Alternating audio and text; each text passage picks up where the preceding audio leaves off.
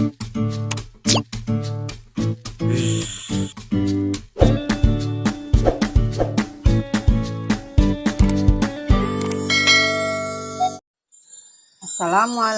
warahmatullahi wabarakatuh.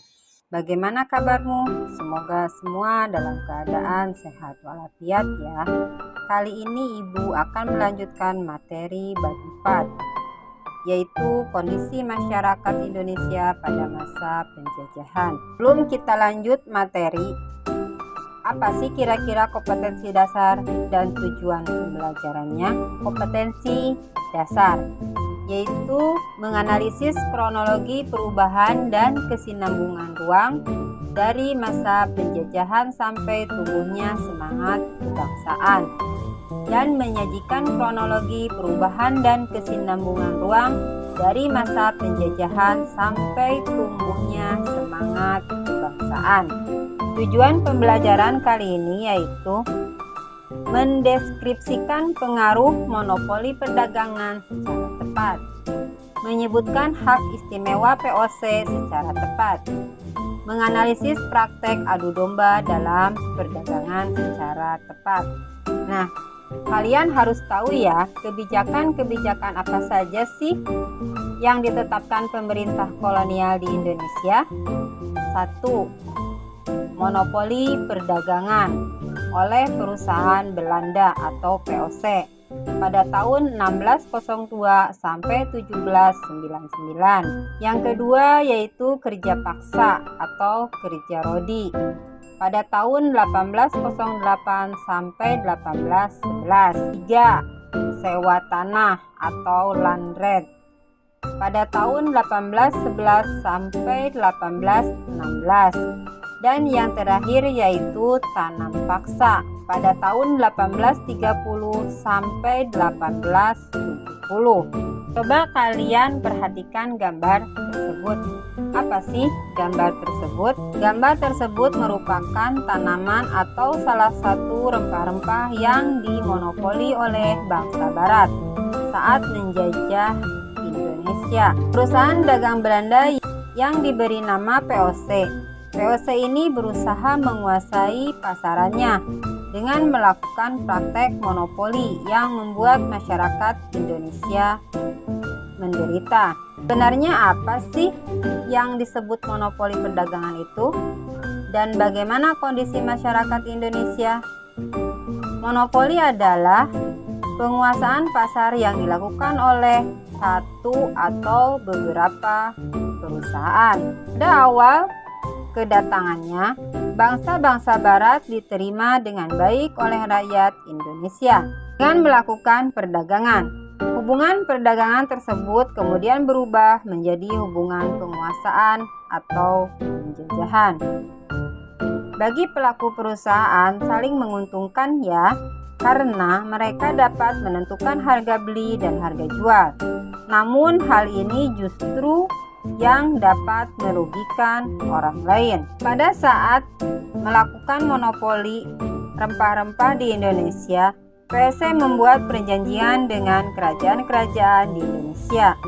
Isinya setiap kerajaan hanya mengizinkan rakyat menjual hasil bumi kepada POC karena produsen sudah dikuasai oleh POC. Maka pada saat rempah-rempah dijual harganya sangat turun. Sebaliknya, POC menjual kembali ke Eropa dengan harga sangat tinggi. Inilah yang disebut dengan monopoli perdagangan pada masa POC. Nah, sebenarnya apa sih yang disebut POC? Jayakarta atau Jakarta saat ini merupakan pelabuhan penting di Pulau Jawa yang menjadi markas POC. POC adalah kongsi dagang atau persekutuan dagang Hindia Timur Belanda yang memiliki aktivitas monopoli perdagangan di Asia dan didirikan pada tanggal 20 Maret 1602. POC tidak hanya merupakan sebuah persekutuan badan dagang saja, tetapi badan dagang istimewa karena diberi fasilitas serta hak-hak istimewa. Salah satu di antaranya yaitu hak mencetak uang, hak memiliki tentara atau angkatan perang, hak untuk melakukan perjanjian dengan raja-raja, hak monopoli perdagangan. Tujuan didirikan VOC: 1. Menghindari persaingan antar perdagangan Belanda, memperkuat posisi Belanda dalam menghadapi persaingan dengan bangsa-bangsa Eropa atau bangsa-bangsa Asia, membantu pemerintahan Belanda dalam berjuang menghadapi bangsa Eropa lainnya yang masih kuasa. Gubernur Jenderal pertama VOC yaitu Peter Both. Kebijakan pada masa Peter Both yaitu: 1. Memonopoli perdagangan khusus di internal Belanda saja. 2. Mendirikan pos perdagangan di Banten dan Batavia. 3. Menaklukkan Pulau Timur, mengusir Spanyol dari Tidore, mengadakan perjanjian dengan Maluku. Gubernur Jenderal VOC yang lain yaitu Zeepequijn.